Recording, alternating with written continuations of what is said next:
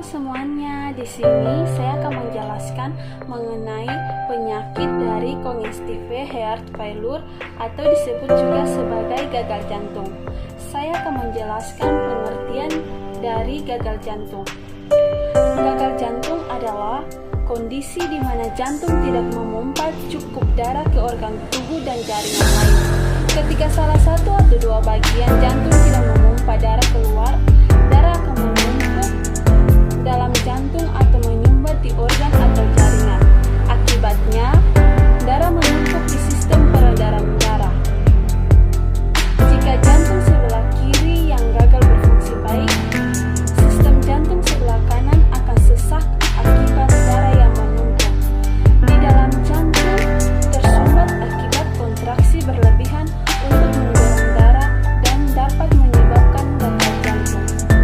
Begitu juga jika bagian kanan jantung yang gagal, jantung kiri akan terganggu dan juga bisa menyebabkan gagal jantung. Kemudian etiologi dari gagal jantung. Penyebab paling umum dari gagal jantung kongestif adalah penyakit jantung koroner. Penyebab lainnya termasuk fenomena otot jantung tegang, tekanan darah tinggi, serangan jantung, kardiomiopati, penyakit kutub jantung, infeksi, aritmia jantung atau disebut juga sebagai ritme jantung abnormal, anemia, penyakit tiroid, penyakit paru-paru, dan terlalu banyak cairan di dalam tubuh. Kemudian, tanda dan gejala dari gagal jantung.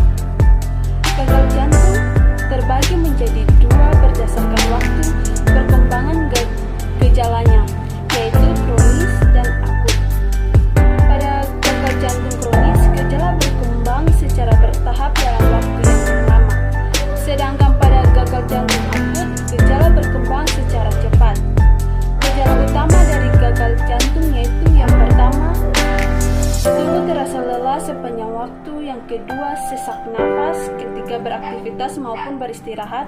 Yang ketiga, pembengkakan pada kaki dan pergelangan kaki. Yang keempat, kenaikan berat badan yang signifikan. Berikutnya, patofisiologi gagal jantung. Patofisiologi gagal jantung amat kompleks dan melibatkan jejas kardiak dan ekstrakardiak yang memicu respon neurohormonal, seluler, dan molekuler, serta remodelisasi jantung.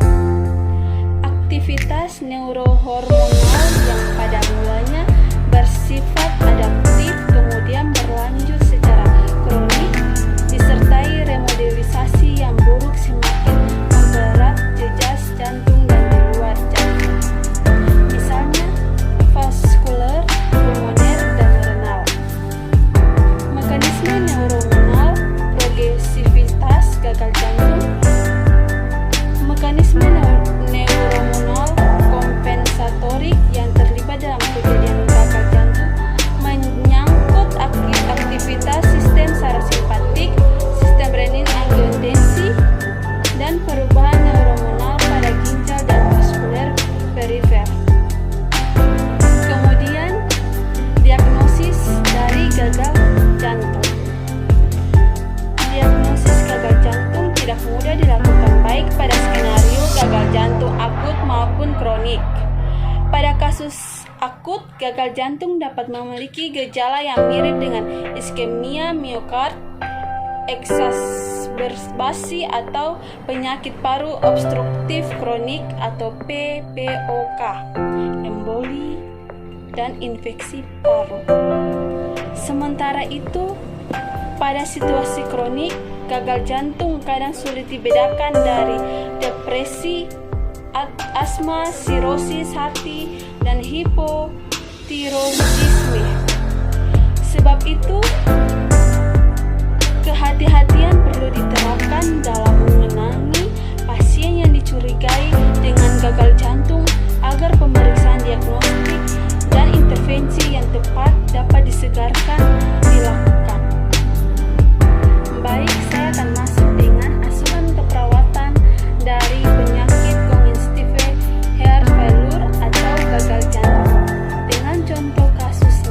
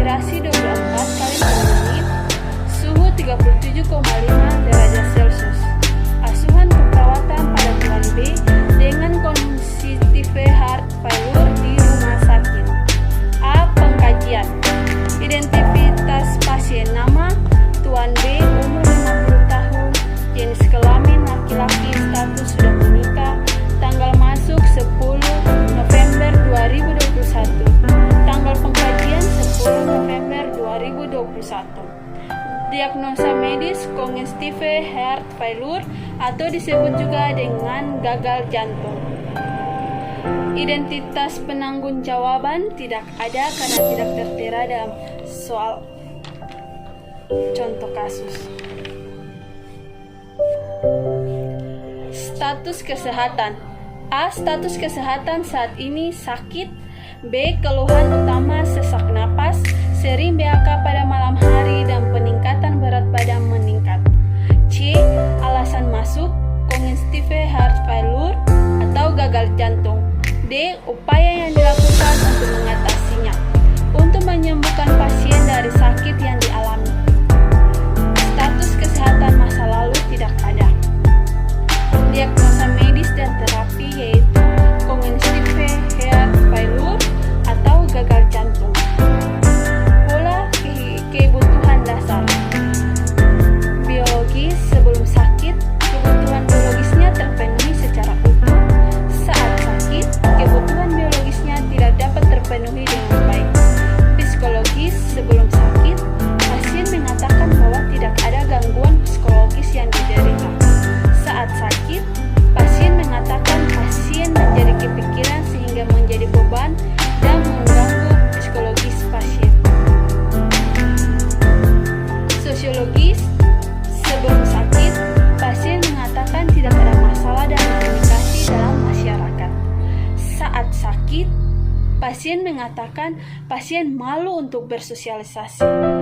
Kultural, sebelum sakit, pasien mengatakan sebelum dan saat sakit pasien tetap menjalankan tradisi budaya yang memiliki pasien selama saat sakit diizinkan tidak menyimpan dengan perawatan rumah sakit.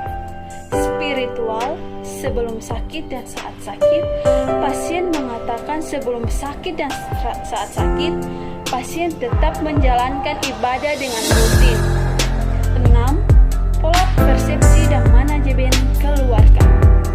Pasien menganggap bahwa keadaan yang dideritanya sekarang sangat membuat pasien merasa sedih dan takut. Pola nutrisi metabolik. Sebelum sakit, nutrisinya terpenuhi. Saat sakit, beresiko mengalami gangguan nutrisi. Pola eliminasi. BAB sebelum sakit, pasien BAB 2 kali sehari. Saat sakit, pasien mengatakan belum BAB selama 3 hari. BAK sebelum sakit, pasien BAK 4-5 kali sehari. Saat sakit, pasien mengatakan 2 kali sehari. Pola aktivitas dan latihan. Kemampuan perawatan diri. Makan dan minum 1, mandi 2, toileting 2, berpakaian 0, berpindah 2. Jadi 0 mandiri, 1 alat bantu, 2 dibantu orang lain, 3 dibantu orang lain dan alat, 4 tergantung total. Latihan. Sebelum sakit, pasien mengalami gangguan dalam latihan dan tidak bisa melakukannya sendiri. Saat sakit, pasien latihannya terganggu karena pasien mengalami kelemahan. Yang berikut, pola kognitif dan persepsi. Sebelum sakit, pasien mengatakan bahwa ada gangguan kognitif sebelum sakit. Saat sakit, pasien mengatakan menjadi kepikiran sehingga menjadi beban. Tidur dan istirahat. Sebelum sakit dan saat sakit, pasien mengatakan tidur malam dan siang terganggu akibat congestive heart failure atau gagal jantung. Pola peran hubungan.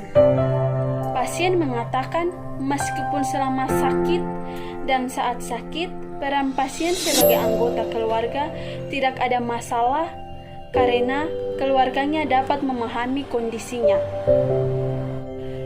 Berikutnya pola toleransi stres dan coping. Sebelum sakit, pasien mengatakan sebelum sakit pasien mampu mengontrol stres. Saat sakit, pasien mengatakan saat sakit pasien tidak mampu mengontrol stresnya karena rasa sakit yang membuat pasien mudah emosi dan marah. Pola nilai kepercayaan. Sebelum sakit dan saat sakit, pasien mengatakan bahwa pasien menjalankan agamanya dengan baik.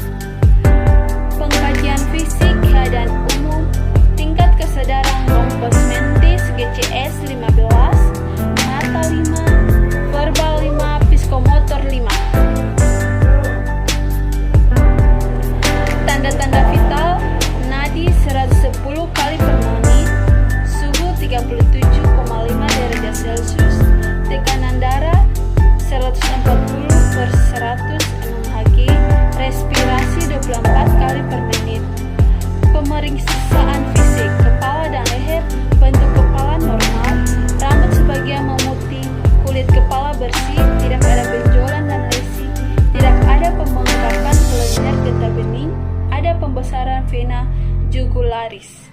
Dada, paru, infeksi dada simetris, palpasi ada pembengkakan, perkusi sonor, aukultasi vaskular.